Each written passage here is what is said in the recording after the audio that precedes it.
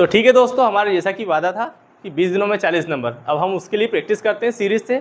Series इतना आसान होता है कि आप देखते ही आंसर ला सकते हैं। कई बार होता है परीक्षा में बच्चे गलती कर जाते हैं, उनको फाइंड आउट नहीं कर पाते हैं, सिर्फ थोड़ी सी गलती कारण। उन गलतियों को ध्यान रख लोगे तो आपकी सीरीज कभी गलत नहीं आएगी। ये मान के चलिए सीरीज गलत जाना ही नहीं चाहिए क्वेश्चन में, इतनी आसान रहती है। तो सीरीज के लिए हम कुछ उदाहरण देखते हैं और उससे समझते हैं कि हमको उसे कैसे फाइंड आउट करना है, और बस वो देख लिया आपने तो ये मान के चलिए सीरीज के 3 नंबर आपके पूरे पक्के रहे।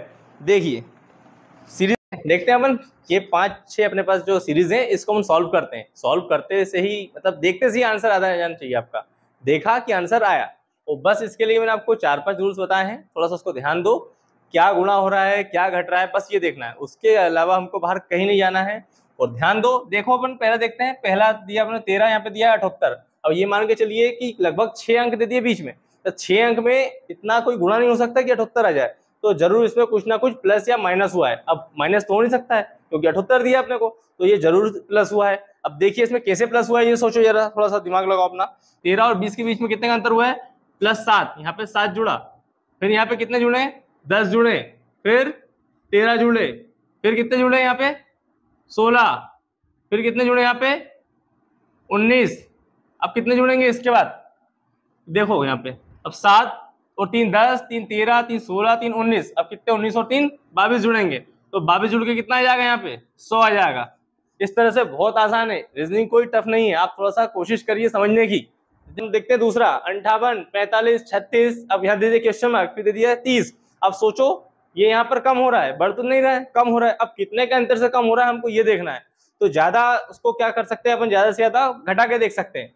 तो अब देखिए 58 में इन दोनों में कितने का अंतर है? 13 का। 45 36 में 9 का अंतर। अब यहाँ कितने का अंतर है? ऐसी हमको संख्या यहाँ पे दी नहीं है, अब संख्या हमको यहाँ पर निकालना है। कैसे निकालेंगे? अब इसके बाद फिर 30 दे दिया डायरेक्ट। तो सोचो थोड़ा सा इन दोनों में कितने का अंतर हुआ है यहाँ पर? 13 में से यहाँ 9 आ गया, मतलब यहाँ पे कितने का अंतर हुआ? यहाँ पे 4 का हुआ है, 4 कम हुए। यहाँ पे 9 के बाद फिर कितने कम होना चाहिए? फिर 4 कम होंगे, मतलब 5 की कमी होगी। 36 में से 5 गए, यहाँ आएगा 31। अब 31 में से फिर यहाँ पे अपन देखो कितनी कमी होगी, यहाँ कैसे आ गया?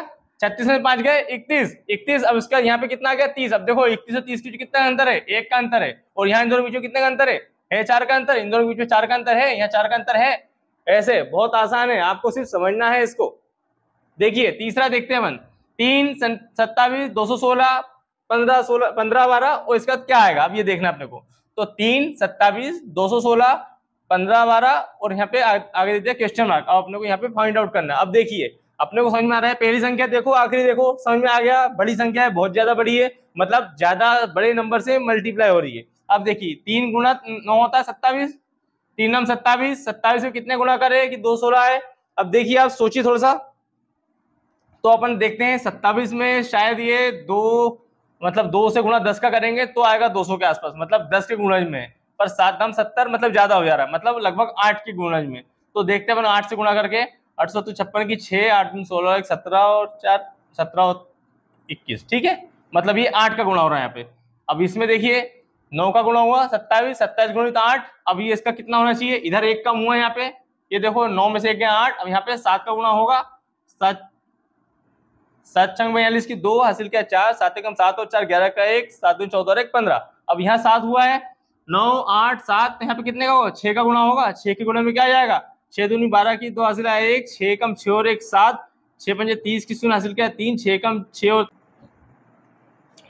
तो ये आ गया आपका 9072। कैसे आया? 6 का मल्टीप्लिकल किया अपन ने, 6 का मल्टीप्लाई इधर 7 का 8 का 9 का, देखिए माइनस माइनस होते होते 6 का गुणा हो गया यहाँ पे, आ गया आपका 9072। इसके बाद देखिए अब चौथा उदाहरण देखिए, ये भी आसान है, बस अपने को थोड़ा सा दिमाग लगाना है, कोशिश करना है, बहुत आसानी से बन जाएगा। 9 28 65 126, उसके बाद क्या आएगा? तो देखिए अपने देखते से ऐसा लग रहा है कि कुछ ना कुछ अंतर है या कुछ बढ़ रहा है, तो गुणा तो नहीं हुआ है इसमें, कुछ ना कुछ। तो देखिए इसमें क्या हुआ है, थोड़ा सा सोचिए। और अपने को ये कहीं ना कहीं वर्ग और घन के आसपास की संख्या दिख रही है, हमें ये देखना है, ये वर्ग और घन के आसपास की संख्या दिख रही है। मैंने आपको बताया है वर्ग याद कीजिए, घन याद कीजिए, उसके बाद आपको ये बहुत आसान रहेंगे। देखिए अब ये आपको 3 का वर्ग भी दिख रहा है, 3 का वर्ग दिख रहा है आपको। ये यहाँ पर क्या दिख रहा है आपको? 28, मतलब 3 के वर्ग में से 1 कम दिख रहा है आपको, शायद दिख रहा है। 3 3 का 9 27 माइनस 1 28। यहाँ पर 4 का घन प्लस 1 दिख रहा है आपको, फिर यहाँ पर 5 का घन प्लस 1 दिख रहा है। अब यहाँ पे क्या आएगा? अब देखिए 3 का वर्ग नहीं, जब ये पूरे घन में चल रहे हैं तो ये भी जरूर घन में होगा। जब ये भी घन में होगा तो ये कितने का घन में 1 होगा, तो 2 का घन प्लस 1, 2 का घन हो गया 8 प्लस 1 9, 3 का घन 27 प्लस 1 28, 4 का घन 64 प्लस 1 65, 5 का घन 125 प्लस 1 126। और यहाँ पे क्या आएगा, यहाँ पे क्या आएगा 125, 5 के घन के बाद आएगा 6 का घन प्लस 1, कितना आ गया 216 और 1 217।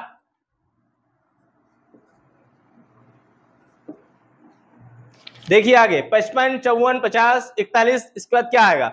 अब ये भी आसान है, थोड़ा सा अपना दिमाग लगाओ। अब देखिए बहुत कम अंतर से कम हो रहा है, तो समझ में आ रहा है अपने को कि सिर्फ कम ही हो रहा है। देखिए कितने से कम हो रहा है, अंतर निकालते हैं अपन। सबसे पहले इनका अंतर निकाल के देखते हैं। इसमें कितने 19 36 70 क्वेश्चन मार्क 274। अब इसमें क्या हुआ है, देखिए इसमें भी कुछ ना कुछ गुणा हुआ है या वर्ग और घन के आसपास संख्या, तो मुझे नहीं लग रही है। आपको लग रही क्या, नहीं लग रही ना, बिल्कुल नहीं लग रही। 19 36 70, अब यहाँ पर क्वेश्चन मार्क। अब देखिए 19 दूनी 38, मुझे गुणा के जरूर आसपास की दिख रही है, तो 19 दूनी 38 होना था, पर यहाँ पर 36 दे दिया है, तो जरूर यहाँ पे गुणा 2 करके -2 कर दिया है। अब 36 दूनी 72 में से 2 गया 70, आ गया पकड़ में। देखिए 36 दूनी 72 में से 2 गए 70, 70 दूनी 140 में से 2 गए, यहाँ आना चाहिए 138, 138 गुणित 2 - 2, देख लेते हैं करके, सही है क्या।